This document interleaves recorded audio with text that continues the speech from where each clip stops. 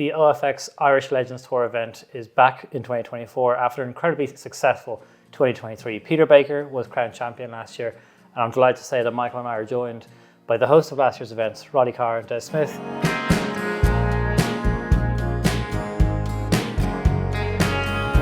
Gentlemen, thank you very much. I'd like to start, if I could, with yourself, Roddy.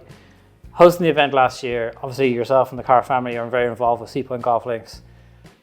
Looking back now, coming up for a few weeks away from the second iteration of the event, immediate thoughts on last year's event. How was it for you? I think for me, the most enjoyable part was to see how much the pros from Des and I were probably out there with some of them, how much they enjoyed it. Yeah. You forget that nowadays they don't get to play through links golf all that much, and they actually all came here. And this is a stern test, thanks to Des and Declan, who designed it, right here on the dunes, looking out over the Irish Sea. So there was a really lovely flavour of championship about it. You know, the practice ground, the flags, the links. It had that feeling of championship. And a lot of the events they play in different parts of the world wouldn't have that. So that was, to me, my memory. And then to see how engaged they were with the amateurs, I really felt that I watched the amateurs carefully because I suppose we played thousands of pro-ams over the years, but the juice, and you found it, Michael, it's a different kettle of fish playing in these events. I actually played one in Barbados there a couple of weeks ago. That was the first time I was back on tour for 50 years. And like, it's a different vibe when you're out there in the tournament with somebody. So it was actually fascinating for me. I hadn't seen that before. So that was the two big memories I had, not to mention, of course, Peter's great win. Des, from your own perspective, obviously designer of the golf course, you must be very proud when you see some of the best, some of the legends of the game playing, and in Peter's case, scoring so well. Yeah, well, he surprised me, his scoring. I think it was completely off the charts, and he proved since then how good he is. No, I was confident about the golf course because we had played an event here some years back, and they were all happy with it. Facilities are great. Since Roddy and the guys have taken over here, they've upgraded the place. So I was very confident that when they came, they'd enjoy the week, which they did. But Peter's performance was beyond belief. Particularly considering it was a firing few days. It was very sunny, very hot, very firm golf course. And particularly when he shot the 63. I think he was the lowest score by a good 8 or 9 shots. Yeah, well, he was always capable of that. You know, in a sense, when you look at Peter's career, he started off winning tournaments at a young age, and everyone thought, wow, this is Nick Faldo Mark II. And he didn't actually deliver. He was a good player, but he didn't go to the heights that was expected of him. And subsequently, he turned 50, and for the first couple of years, he was finding his feet. But boy, has he found it now. He's producing golf he's winning golf. That round of 63, because you mentioned something, what was the Harrington thing about 70 here that you were telling me? Yeah, no, I related a story to Roddy that in years gone by, Pádraig Harrington used to come here and playing in links events during the winter, and I did question him why he kept coming as a world-class player, coming down here for winter golf. And he said he felt the course was of such a standard, the challenge, and he felt if he could shoot 70 or break 70, he knew his game was at the right level for going back on tour. What did they call it in Formula One? They have an expression, up with the pace or something. Yeah. And so that impressed me, and it was a compliment for the course, but because of my involvement, I said, well, we've done something right, you know. Yeah, it's a very unique event, especially particularly here in Ireland, where there's the Tuesday Pro-Am, the Wednesday Pro-Am, and the weekend event series as well. We both got to play in the tournament last year. Michael got up close and personal with Peter Baker's game. They're on the winning team. Plays one Pro-Am, wins one Pro-Am. Yeah, we always, Johnny had this joke, you get a podcast bounce when you come on the Bogey when you was going to win. So he was up, we had him in the Pro-Am. I said, Johnny, I've got a feeling he's playing well. Did you back him? I didn't back him, I should have. I felt there might have been a problem then holding this insider trading going on here. Yes, that's true. Of course, that's why pros and all sportsmen are not allowed to gamble on their own sport, because let's face it, you have an inside look at when players are playing brilliant golf. But So- in the old days in Augusta, I used to go there with Seve, and then before they had all these spies and communications and phones and everything. So I'd be there until my father loved to gamble. He was actually banned from betting in the end by Paddy Power. And I'd be He was there. taking too much money off them. And, I'd be there, and then on the Thursday morning, Kite or somebody Crenshaw would get out in 32, and I'd phone JB at home and I'd say, Pop, Crenshaw's out in 32. The caddy's telling me he's playing well or whatever. He'd say, great, thanks. Click, and he'd have to bet on. He'd at home looking like a genius. I don't know, lads, he's striking it well in that first couple of rounds. We only got away with that for a few years. What was the event like then last year? Obviously, we're talking about the pro element. There's a lot of celebrities confirmed for this year's event already. It's a different vibe, this event, a number of other events, in terms of it's very family friendly. It's a lot of fun in terms of for the weekend side. It's a great weekend out. Looking at the event last year, did you get that sense? Well, certainly the celebrity event was fantastic. I mean, when you saw the celebrities that were there, Daniel O'Donnell for one, and Teddy Sheringham. I mean, my God, I mean, they don't get much bigger on either genre. Yeah. And the vibe was great. Yeah.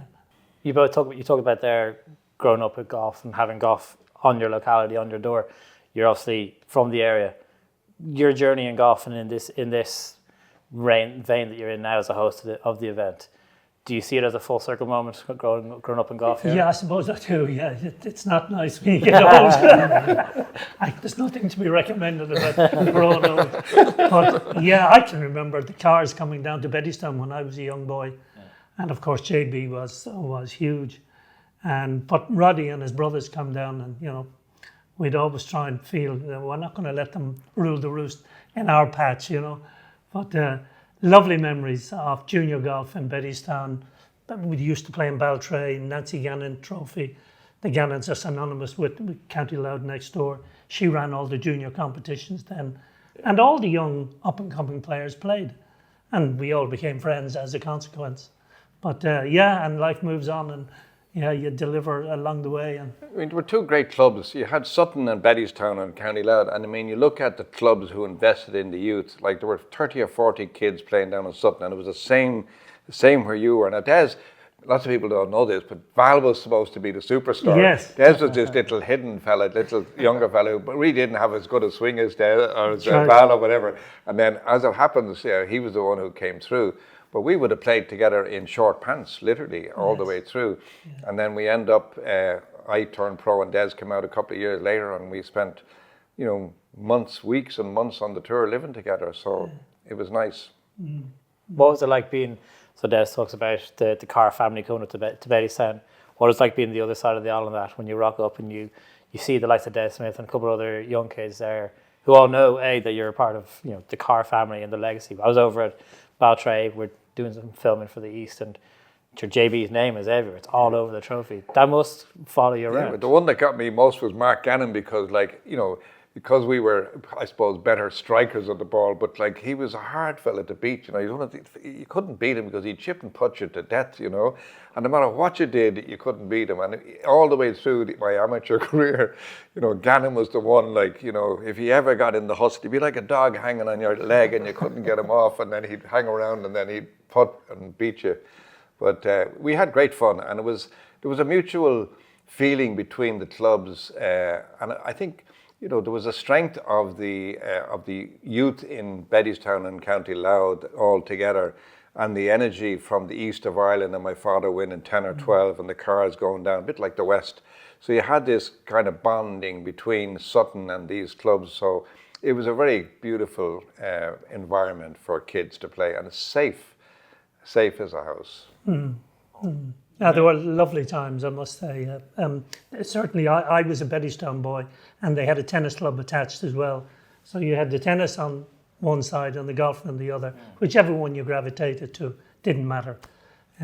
But yeah, it was exciting times. Even last year, there was a lot of kids here at some stage, and you ran a bit of a clinic as well on the driving range. Roddy and I did that. Came down, and they were just in awe of getting to actually hit real golf balls and different stuff and idle targets out. So well, you need that. I think it's important to do that, because I can remember as a young boy in Bettystown when, obviously, when JB brought his family down, that was big news.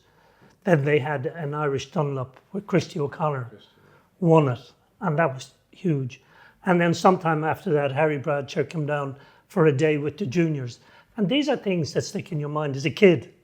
So I think it's important that that still pertains today. You need your heroes. You need your Rory McIlroys and Shane Lowry's and Pádraig Harrington's. I mean, and they give back. That's the one thing, particularly Pádraig. He's been fantastic for Irish golf. I mean, he gives himself as much as he possibly can as a superstar can, because his time is fairly limited now and still is. Even in senior golf, he's the number 1 or 2 player in America on the Champions Tour. So actually, it's funny enough that I heard Harrington giving you that he's actually chasing a record of yours.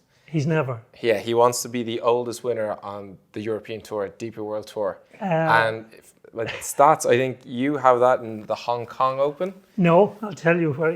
I keep having to correct you guys. It's not Hong Kong. I took the record. I always remember playing a tournament in Spain. I was running it. Yeah, and Neil Coles won it. And I thought, how can a guy at 48 years of age win a tournament on a main tour? I said, it's not possible. So move the clock on. Whose record did I take? Neil Coles. Yeah. Neil was 48 and 12 days or something. Yeah. And when I won in Madeira, I was 48 and 2 months, I think. Okay. So now I'm the oldest winner on the European Tour. And Well, Harrington wants to take that. but no, it's been taken by Miguel Angel Jimenez. Of course. Miguel won it. That's what you're thinking. Miguel won the Hong Kong Open and he took the record. And in fact, since then, someone else. I'm the third oldest now. The guy who won, he won a tournament in the Belfry. His name won't come to me now, but he became the second oldest. Okay. But it just shows you what you can do, and that's why the Champions Tour and the Legends Tour are successful and growing, because players, years ago you were finished in your mid-40s, and now you look, you think, well, there's a Seniors Tour. They're all working out in the gym. They're all practicing so hard. Langer in his 60s. I'm sure Mickelson won the PGA in his 50s. In his 50s. So, you know, it's there for you if you do the hard work and keep yourself in good condition.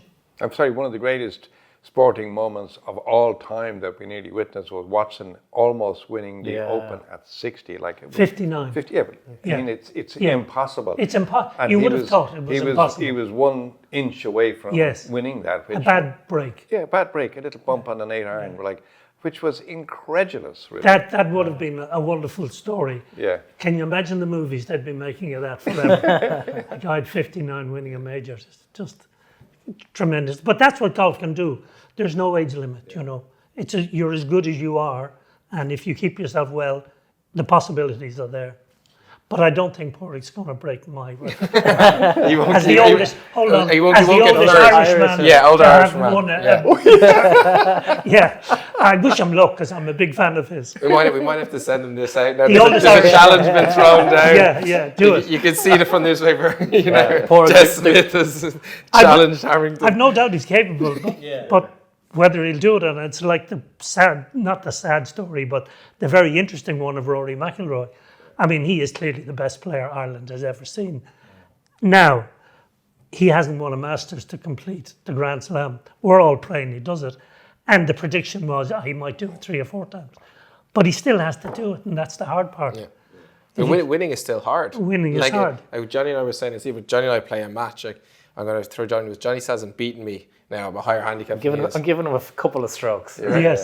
But as I say, doesn't matter at what level, winning is hard. Yes. You know, whether it's Challenge Tour, Legends Tour, you know. So every year, and I read Roddy's articles, he writes very well at the build-up to the majors.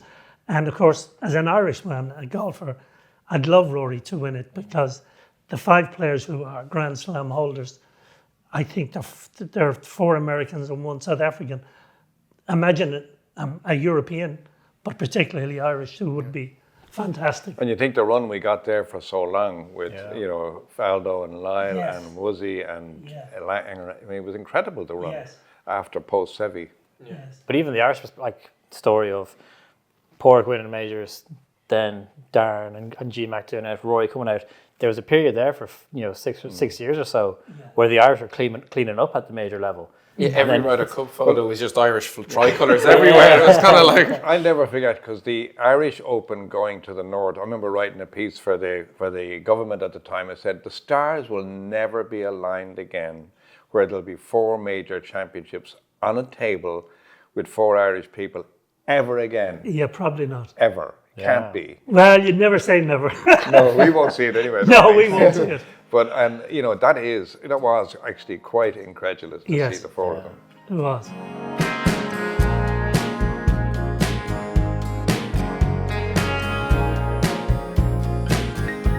When you both turned professional, you both did it at different couple of years apart. Did you think that there would be that long a career for either of you in the professional game? Well, as long as what there is now. If you want to go, I fell in love with the game at a young age, and then of course I got to the stage where I'm 20 years of age. I now have to decide my career path, and it was a big decision because there wasn't a lot of money in the game then, so it wasn't for the money. I had this thing in my head, a dream, everyone's hooked on the game by something. Well, it was the Ryder Cup that hooked me because I used to watch black and white TV and Christie playing on the Ryder Cup. And I thought, wow, that's my dream. That's what I want to do. So you were holding puts as a kid to win the Ryder Cup? Yeah, well, of course, it was always to win the Open. Yeah. But what hooked me was the Ryder Cup because it was black and white TV back then. That's how old we are. And so I had this, if I want to do this, I have to make the decision. So I turned pro. It was not going to be an easy journey. I wasn't super talented. I was good. So I knew the hard work was ahead. But that was my mindset.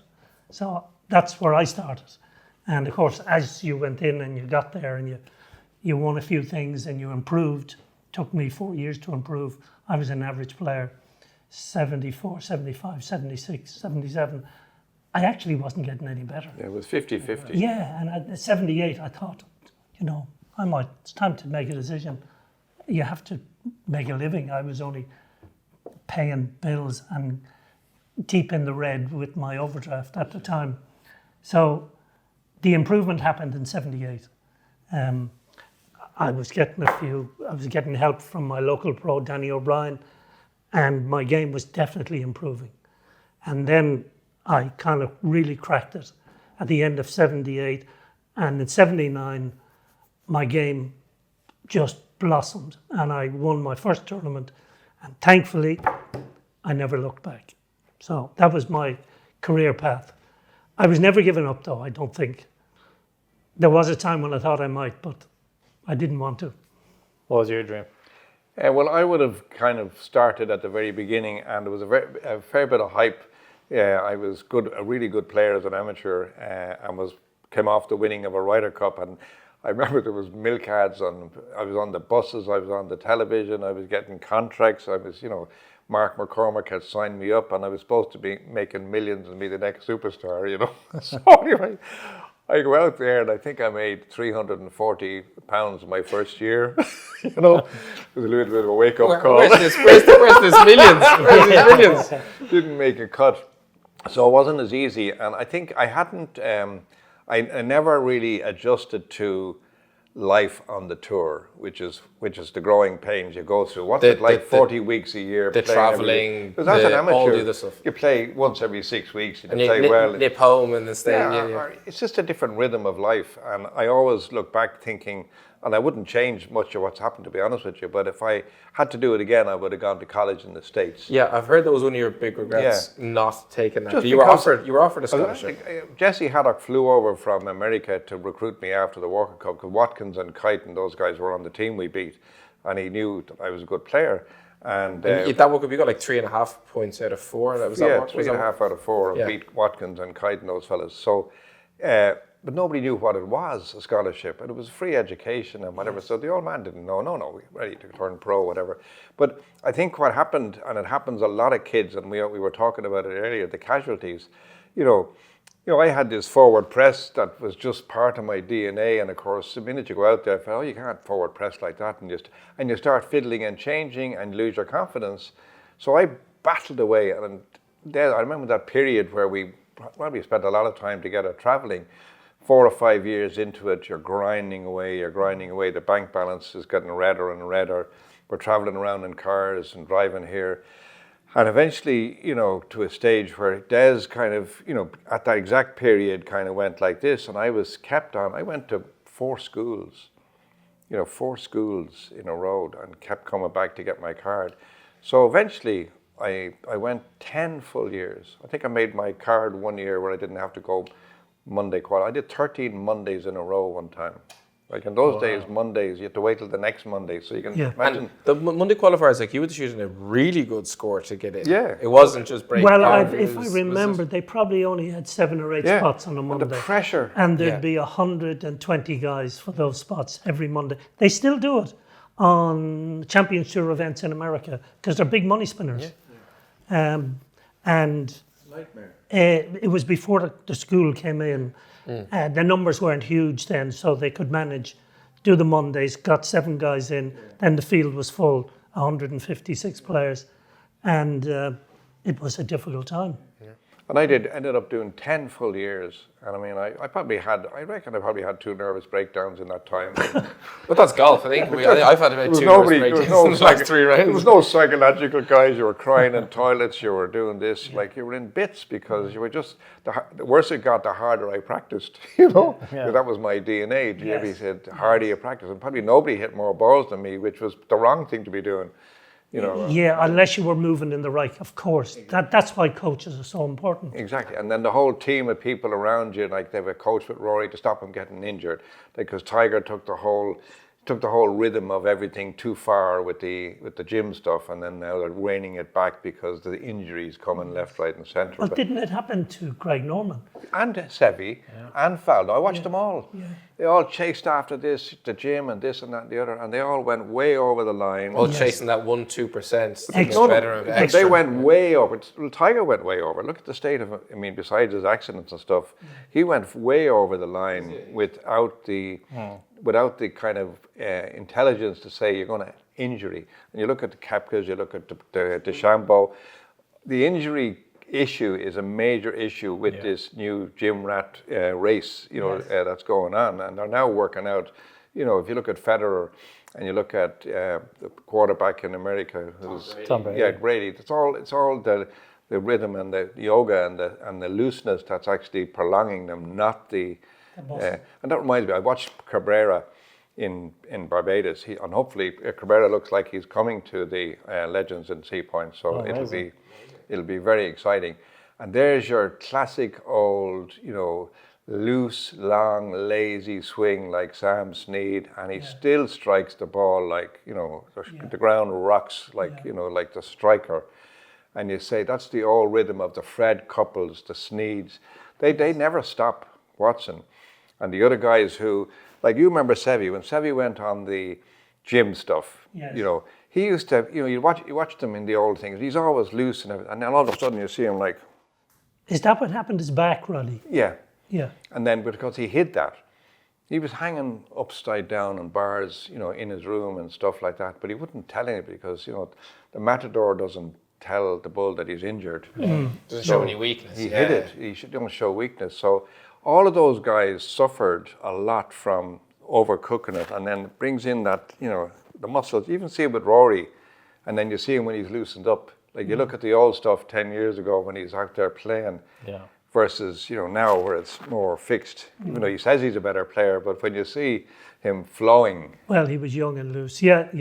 I take your point though. Yeah. It certainly happened to Shane as well. Shane tried to trim down a little bit, and it put all this swing off kilter. And they said, "Stop! Like go back to where you were." The best trimmed down one was Monty. You know, when I was managing Seve, we had, you know, it was the Spanish Armada. It was Seve and Olazabal. And I put an exhibition together in the Canaries. You know, it was called the Royal Green Cup or something to take on. So it was Monty and I think it was Faldo, and then ended up being Woozy because Faldo got sick. So Monty comes, it was January, and he'd been in the gym and he'd been working out and he'd lost 30 pounds and he was looking great and fine and everything. So everything's going down. We're 3 down after 6 holes, you know, and I'm looking at Seve, I think, this is not funny. If these boys beat the Spanish Armada, I can't sell any more exhibitions. Seve in the 7th hole sends me in to buy 2 bars of chocolate. I said, what? Roddy, get me 2 bars of chocolate on the 10th tee, please. So he goes to the 10th. I go in and give him 2 big bars of chocolate. You see, he opens up and he starts peeling open the thing, the caddy, and he's dribbling down chocolate here and there. Monty's now hypnotized up into the chocolate because he's had oats and nothing for he's starving. They won 3 of the next 4 holes and won the match. He's Seve and a fruitcake and chocolate. He had every trick in the book, didn't he? I said, the things he'll do, oh my God. I never had laughed so much.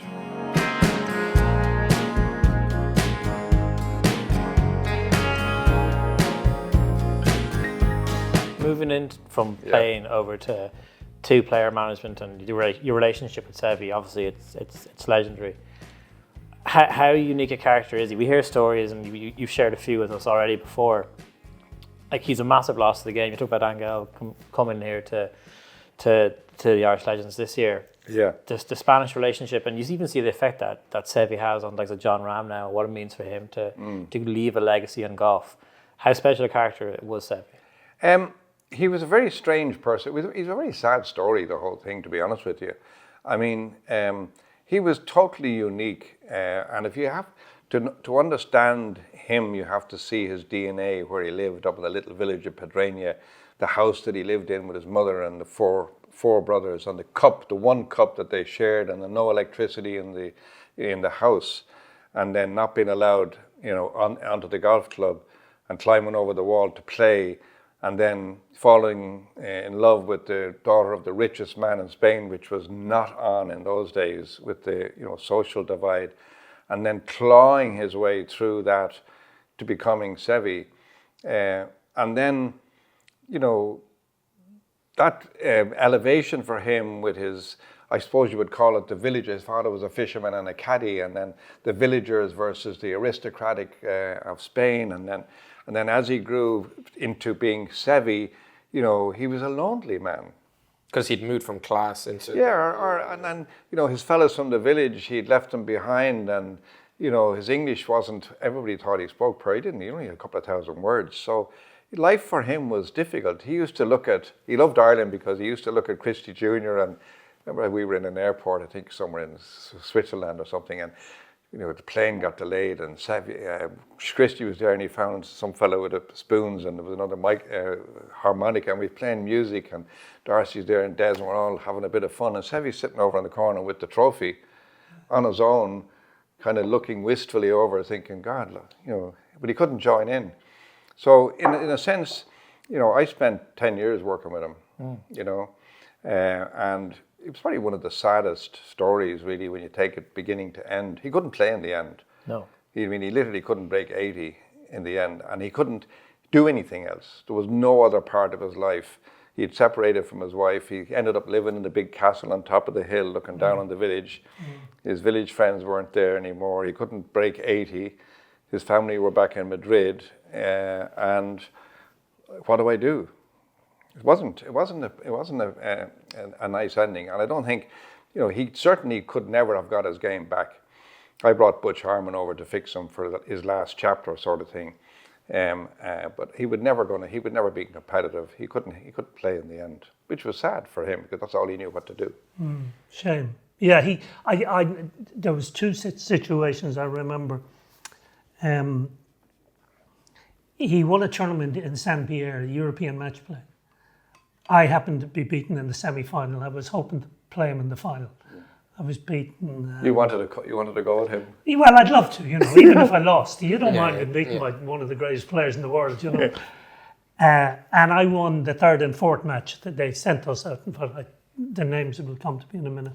Oh yes, I do. So I was so excited to finish 3rd in that very big tournament. Along the way, I beat Olazabal. I knocked Olazabal out and Woolsey in the way through. So I knocked off 2 big ones, And anyway, my friends flew over that morning thinking I might be playing Seve in the afternoon. Didn't happen. But we all stayed that night, cracked out a few bottles of champagne, had a big party. And I did. No sign of Seve. Not to be seen. I said, that's strange, because I know he's staying in the hotel. I'd loved if he come down and join us for a drink. I got on particularly well with him. So all your buddies wanted to see Seve. Yeah. No sign. So here's what happened. Next morning, we're leaving at 9 o'clock. I'm in the breakfast room, having breakfast with a few of my mates, and I look through a window like that there. And Seve's out practicing at 8 o'clock in the morning. He just won the tournament, which was six rounds of match play.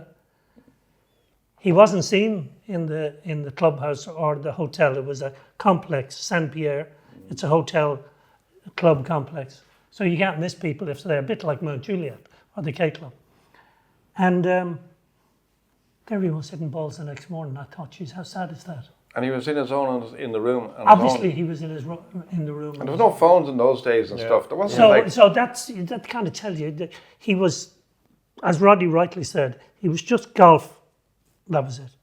And you take that away, and there's nothing left. Like Jack had the family, he had the golf design, and Crenshaw. He played his tennis too, didn't he? Tennis, Jack liked his tennis. He still plays tennis. I can't Yes. believe it. Really? And then Crenshaw had the design and the history of the game and the DNA, and so they had other things in their lives. Seve had nothing, and he was surrounded by his brothers who were trying to manage him at the time. So very sad, really. But in his prime, you watch him. I mean, it was, and I watched him last night. I just happened to catch it on the TV. This how they won the Ryder Cup in '97, and I was managing him for that, and it was a living nightmare.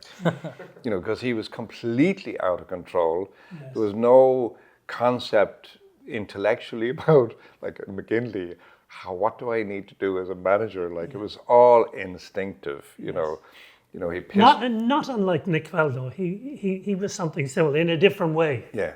Faldo didn't do well as a captain. No, he did very clearly. Yeah. He thought he did great, mind you, because he was disappointed they didn't ask him a second time. But I mean, I was a Faldo fan, and I like Nick, but he was a terrible captain. He was, yeah. And Seve was the same. He was worse. I mean, the players used to tell Seve to F off and get away from them. You see it on television when he's coming up to Monty or Darren Clark, and they're saying to the caddy, "Tell him to fuck off." Yeah. he was out of control, because I ended up getting there, and Woosie wasn't talking to him. He had a fist fight nearly with Darren. Woosie wanted to go home, and Jesse James done what he said. He said, "Roddy, you better do something here." I said, "It's out of control." Yeah. And I was thinking, as the week progressed, because it went to the wire in the end, if he loses, you would end up, the players could turn on him. Yeah. Which thankfully never happened, and I thought would never happen. What happened to Watson? Until Mickelson turned on Watson, which I did not like. No. I don't think the Europeans, with their background and tradition, and they just wouldn't do something like that. Not in public. I mean, they understood Seve. They understood Seve, and the same with Nick. They understood Nick. Yeah. And so you never hear a negative word. Also, the Europeans Seve, and so they were their heroes, their legends. Well, they never wanted to. He was our Arnold Palmer. As you said, but Sergio without what Arnold had on the other side. Arnold had a wonderful personality and loved people and friends, and he was. And he was a pilot. He loved flying. He had all sorts of things. Because when I went to America to play on the Champions Tour, I was a Jack Nicklaus fan, always. Yeah. And when I got there, they weren't talking about Nicklaus at all in America. It was always Arnie, the king. I said, what is it? And they said, Des, Jack is a golfing icon, but Arnie is an American icon. Yeah. All America loves Arnie. It's only the golfing fraternity were fond of Jack, as it turned out. Jack struggled with that, didn't he, when he came on tour? Because Arnie was the big figure, and he was so beloved, and he was even in terms of his aesthetic and how he looked. He was burly, big, overweight, burly. And he's a good-looking guy, blonde hair. He would look like the perfect American, and everyone loved him for that. And I heard Jack struggled with that. But Arnie was so humble, and they became great friends, really deep, great friends, because Arnie, understood that, Jack was a better player, but Jack, the charisma. Jack was by far a better player. Yeah. And for me, you talk about charisma, and you look at I always see a halo of charisma, natural halo. There's only 2 players ever had it. It's Arnie and Seve. Tiger doesn't have it because he creates this security halo around him. It's not real. And he doesn't have that shine of the halo. And it struck me, we were at this dinner we used to go to in the PGA in Wentworth, black tie dinner, and it was at the run of all the top players. And Faldo walks in, Langer walks in, Woodsy walks in, Lyle walks in, all dressed in a black tie. And the room was just nicely clapping. And then Seve just stopped at the door, last one in. Wow. The room stopped. Yeah. I'm sitting there as a manager with Ken Schofield. The room rose. Yeah. And the room started clapping, and I'm going, oh my God, now that's the definition of charisma. That X factor. It's something you He can had the actually X factor. put your finger Why, on. why did everybody just get up Yeah. for him? All the rest of them had won majors, and he gets up, and I never forgot him on the stage, and it was kind of a very poignant moment for me with him, showing you where his head was. He said, thank you. He said, you make me bigger than I am. I never forget it. That was an interesting comment. Yeah, because like the loneliness of him. Yes. You Well, know? you knew more than anybody. Yeah. Most people didn't know that. No, and I mean, so anyway, but for charisma point of view, and on the golf course, then He had it. like it just shone at him. Same as Arnie. We always Fearless. Say, we always say when you're even watching golf now, there's no reason why you're drawn to a golfer that you like. And, Yeah. You know, you like Well, Hovland, DeChambeau has a goal. Like, Yeah, DeChambeau's. And he's changing now. And we spoke yeah. about it. About Johnny was like, I didn't like him, but now I really kind of like him. Yeah. You know, and it's you can't really put your finger It's on a bit why. like the snooker. Remember Alex Higgins? Yeah. And then the Nugget, Davis. Alex wasn't near as good as Davis was. But when Alex was on TV, you couldn't stop watching. Yeah. I mean, he brought snooker right up. But Yeah. again, he was quite mad in many ways. But he had that charisma, that magic. My father had that charisma. Funny enough. But Tiger even talks about your dad. Like but Tiger would say that he was kind of in awe of your dad when he met him and Yeah. talked to him and knew all about his play. And it was deceptive with Tiger because I remember he met Michael Benalik and JB together, and like he said, "Oh Joe, you've won 3 majors," and he counted amateurs in his, his historical. And then you go back to the records of Tiger and everything, and then he counted on Michael Benalik. You've won 5 majors, like he counted them. Yeah, in the there. British amateur, wasn't it? Yeah. Yeah. But it's when you read Hughes Norton's book now, The Rainmaker. Yeah. It's actually quite fascinating. It's the guy who actually trained me, because I was lucky when I came off the tour after those 10 years. I thought I'd be giving lessons down in the Costa del Sol for the next 40 years. That was your future. That was the plan. That was the opposite. That was going up. So I ended up getting a job at IMG in Cleveland, Ohio, and then Hughes Norton, who wrote this book now with the big expose, I suppose, of what life was like with Tiger. He was the guy there, and it was fascinating to see, where Tiger came from and where he ended up.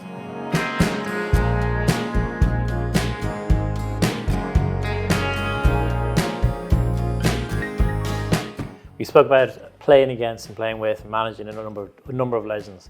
A lot of those legends are now in the field here on the Legends Tour. They'll be here in Ireland. Obviously McGinley's ambassador for the event. There are some great names from Ryder Cup legends, major winners. What's it like seeing them come back and competing, and even competing in Ireland again? That must be very, very special. No, it's great. I mean, a lot of them played in the Irish Open many times, and as you rightly say, they were Ryder Cup players as well. And in other cases, some of them have won the Masters in the US Open. No, it's great to see them coming back and competing. And they're still players, It's not as if they're not able to do it. Their competitiveness. I remember we were one of the days I walked past Woodsy. Him and his caddy was putting his clubs in his car, and I just heard this thump, and Woodsy had thrown his shoes into the car because I was there going, it really bothered him. And I looked, So competitive. I went straight on to check his scores.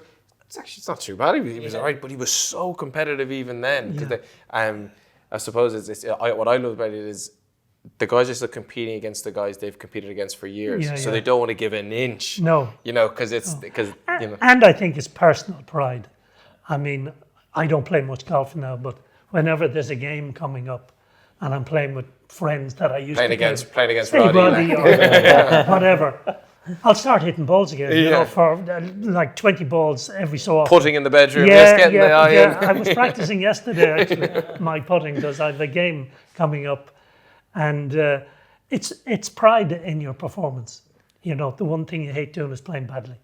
You don't have to shoot 66 anymore, but you like to be around 71 or 70. Yeah, I'd love that. Yeah. So that's where you I just broke 90. this So. year, if you look at it, we have. It looks like we're going to have Sean McKeel, major champion, Cabrera, Masters US Open, Woozy Masters. You have Lowry Open, Campbell US Open. That's that's a hell of a feeling. That's a hell of a field, and and there's two new guys coming here, and now they know this is championship flavor. Yeah. So we'll probably probably end up with a leaderboard of that quality at the end of it. So I think it's going to be very exciting. Were you nervous at all having your peers go out onto a golf course that you designed, and them to be coming in and going, Des, what were you doing? No, I wasn't, because we had a number of events, and the Pádraig Carrington story, and if there was a real weakness, he'd have said it. Yeah. Because we're mates. He'd say, what the hell were you doing there? So I felt confident that, And of course, if the weather goes in your favour, the course can look so much better. If you get a little bit of rain, you don't want much, but rain helps links courses to soften down. I don't want it too fiery, because it's tough enough. And I know the rough can be quite difficult. Yeah, I was in it quite a lot. It can be So quite thick. You know how bad it is. Yeah. Especially right off 18. I want them to go out and enjoy the game. And if they shoot the number, that's great. And anyone who breaks 70 out there, they've played really top-class golf. And that's all you want. Now, what Peter Baker did last year was off the charts. And as you rightly said, he was 6 shots ahead of the next player. So you know what he did. He did what Shane Lowry did last weekend. He just held every pot. And everything he touched. And he said it afterwards, Des, I just had my hot streak on the greens. And he's using the same putter he's used for about 30, 40 years. And he went on, as you rightly said, 3 more wins. He's won again this year. Yeah, he won at Barbados. He's the hottest golfer. He's the Scotty Scheffler Yeah, I wouldn't be the Legends surprised Tour. if there's a big tournament, is it this week or next week, on the Champions Tour in America. I wouldn't be surprised if Peter wins that. Okay. And I hope he does, because he'll be here in a month's time. So it'll even be better for us. Yeah. How has the Legends Tour grown? Obviously, for a while there was a limited enough schedule. The easy comparison is the Champions Tour over in the States, where bigger purses, but the Legends Tour has grown now. It's got a lot more partners, a very, very successful field, and a very successful calendar.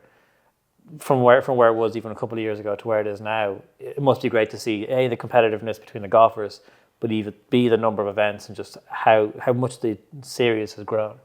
Yeah, I think it's taken a while for it to settle the product. Yeah. And I look at it from an event point of view, and I think Stay Sure have come in and taken over basically the format. They now have the format right. Yeah. They have a USP by allowing well-to-do amateurs come in and experience what it's like inside the ropes. We had a couple of people recently in Barbados who, the owner of Apes Hill, and he said he'd never experienced anything. He played in hundreds of pro-ams, but he'd never experienced anything like it. And, it was like freaked out. Yes. So I think they've now got it right. And then the celebrity pro-am. And then the players, you forget the feed coming in. The feed is coming in the 50s and the 55s and the 45s to the 50s. So there's an endless feed of players coming in, of the new ones. So I think it's now got to a stage where the product has established itself. They've ironed out, the kinks and stuff like that there. I think it has a very solid future, especially internationally. You talk about the feed of players coming through. It's like the quality of the players coming through. Like Peter Lowry's playing this event, European Tour winner.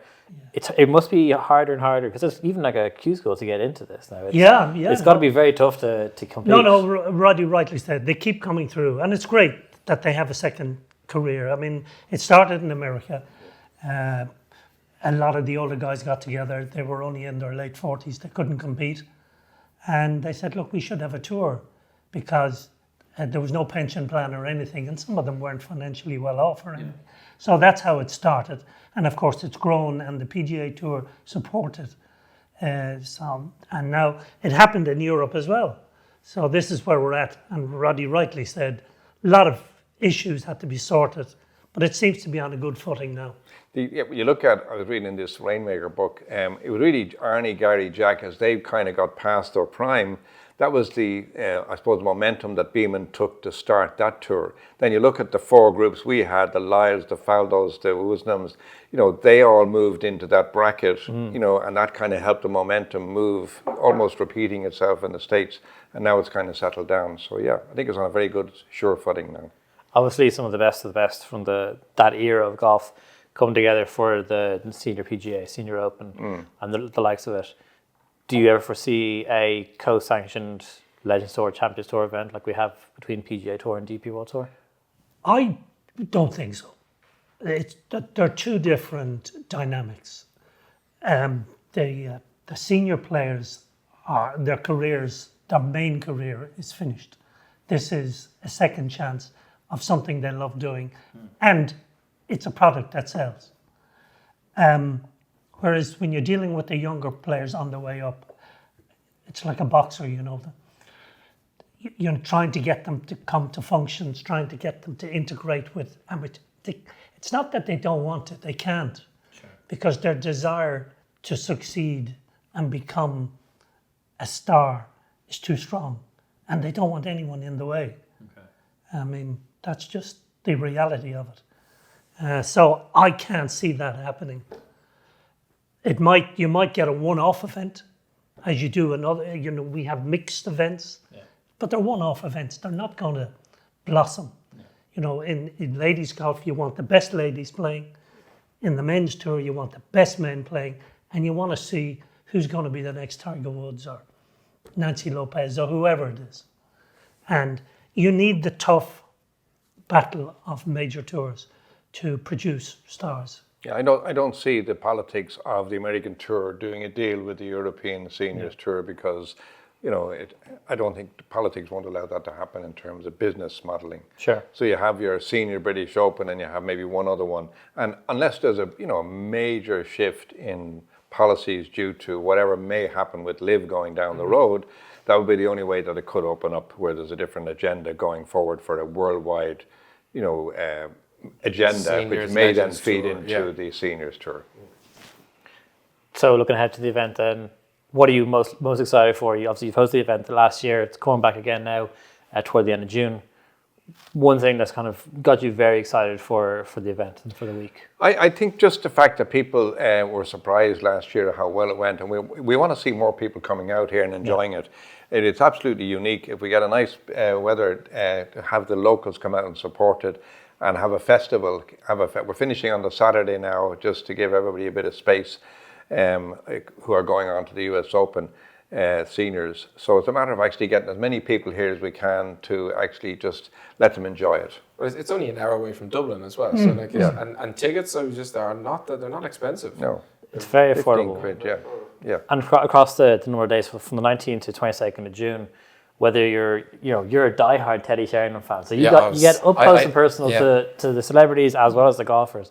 I don't think of growing up and watching the likes of Wisdom, who are guys who are legends, who are almost lore for when we grew up, probably a little bit beyond when we saw them at their prime. Yes. But getting up close and to walk a few fairways with Ryder Cup legends, major winners, Masters winners, is something that you don't get. You won't get at RCD this year at the Irish Open. You wouldn't get at any of it. 5-6 rows back, they'd be miles ahead of you. So to be able to chat to them like that is an experience unlike anything else, which is very, very special. No, I think that's the attraction. And as I said, senior golf, you don't like the word senior, but legends. They can integrate with the pros. You can tell them the stories and the M's, and they enjoy it, and still they can compete at a high level. And it seems to work.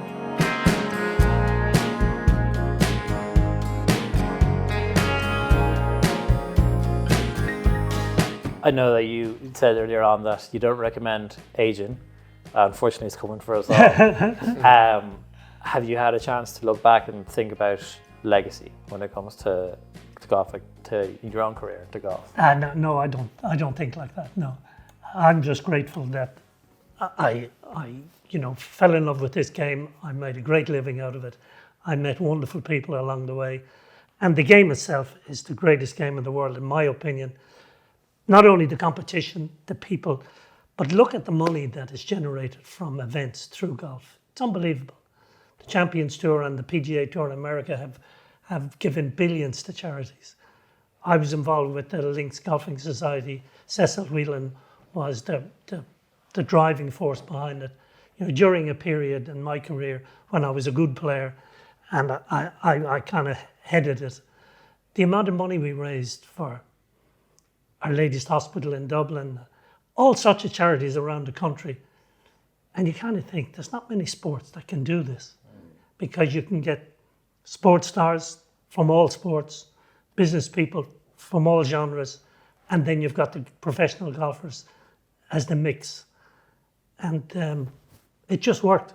Well, I'm going to come in there because Des's legacy really, he's too modest to say it, but I mean, besides his record on the golf course, his legacy is how he helped nurture the pros that are out there that have made it big and won the majors. He was the guy on the tour that helped all those guys, Padraig and Rory, coming through and feeding them in, McGinley, feeding them in and mentoring them and getting them to helping them on their way and never begrudged it. And probably one of the most popular pros out there in the 50 years that I had to do with the tour. So that's his legacy. Thank you, Roddy. Yeah. I'm terrified to now have another record you have. I'm terrified to say it now in case it's wrong. It's got to be wrong. I'll correct you. You're correct. So apparently, you're the only golfer to win on the European Tour in 4 different decades. I don't think that's correct. Here we go. I need to fire my research is shocking. I don't think that's correct. I think... Well, did you win in 4 decades? yes, I did. No, yes. it might be. I won in the 70s, 80s, 90s and 2000s. Yeah. But I'm nearly sure Lee Westwood has won in 4 different decades. You're the only Irishman to win The only Irishman. Yeah, in 4 different decades. Sorry, I misread my notes there. I might be the only Sorry. Irishman. But, I remember reading something about that, but that just over my head. And I remember a picture of Lee Westwood and me and some headline. I said I didn't even know it. Yeah. Sorry, I just want to mention there, because I got into the working with golf courses in latter years, and I think you talk about legacy. You can run events like this, and they come and they go. And I've run lots of events over the years, and you end up with a few pictures and postcards. But really, this will be here, designed by Des and Declan. When he's gone and Declan are gone, this will be here. Seapoint will be here, created by them, and it ain't going anywhere. So you look at legacies. And that's what's done on me over the years with all maybe 35 or 40 events you've ran. But then you put something input into an old head, or you put it into Barbados Golf Club or Apes Hill or whatever. You leave that behind, and that makes a difference. So you left your mark, and you left a mark. When you look at it like that, I'd be looking at it from a different perspective. But yeah, I'm just grateful I found golf. Yeah, It's a great sport. Yeah, and Great the life sport. that it's life afforded we've us both. Yeah.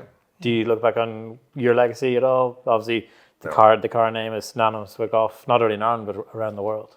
No, I'm just actually so happy that after coming down as I was called, a broken down tour pro in 1980, that I actually got a Harvard education through McCormick, and then ended up in different segments of management, players, events, and then finally into course building and renovations. So golf has brought that to me, and I couldn't ask for anything better. And you look very well on it, Roddy. Let's go. He claims it's the Irish Let's son. see if I play it well. No, that's the hard bit. Playing is becoming the hard bit. You beat me last year on the last hole, so let's go and do it again. Yeah. Listen, guys, thank you very much for the conversation. Really good to sit down with both of you. Thank you. I think this is a great example of how special the Irish Legends event and the Legends Tour is, getting up close and personal with legends of golf like yourselves. For listeners of the podcast, you can get tickets for €13 per day to the Irish Legends event. It's the 19th to 22nd of June. Please come along. It'll be a great event, and if last year's anything to go by, it'll be a great winner and a great tournament. Hope so. Okay, thank you.